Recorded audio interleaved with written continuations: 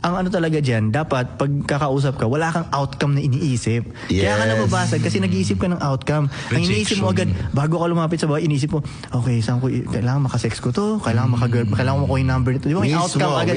Dapat overthinking na. Kung wala kang outcome, walang energy na ganun. Nagsabi ka lang, I'm koy-koy. Di ba?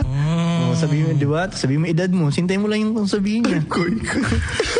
Di ba? Parang abnoy ka lang doon. Basic lang, oo. Pero ewan ko, gumagana. Magugus. Kaysa naman sa ikaw pa yung mag-Mr. Suave ka ba doon eh. How you doing, baby girl?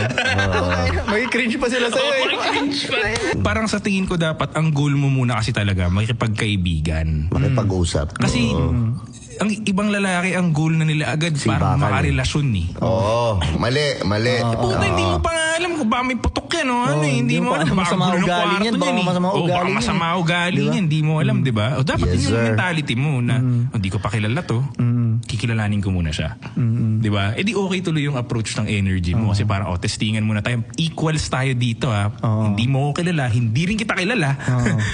Usap muna tayo.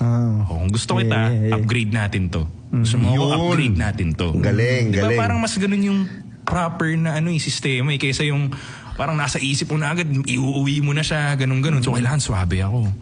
Kasi kailangan mauwi ko to, whatever.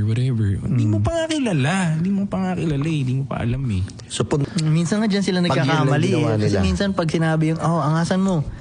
Angasan nila. Nagiging trying hard tuloy. Angasan nila. Kumbaga, wag mo lang i-try angasan. Yun na ikaw yung totoong ikaw eh. Doon ka pa nagiging maangas kasi totoo kang lumapag eh. Correct. Huwag mong try angasan. Ganun. Minsan mali eh, di ba? Yung pala yung ibig sabihin ng angasan mo. Huwag mong isipin. Huwag mong try angasan. Kasi kita mo, iba yung salita nila. Right. Di ba? Magpapaka Frank Mendoza sila doon, ganyan. Come on, man. Hindi ikaw yan eh.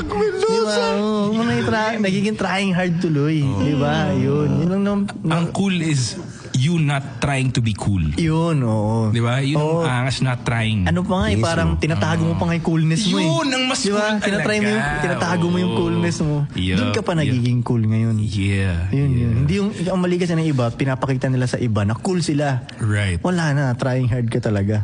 I think yung angas lalabas yun sa working hard eh.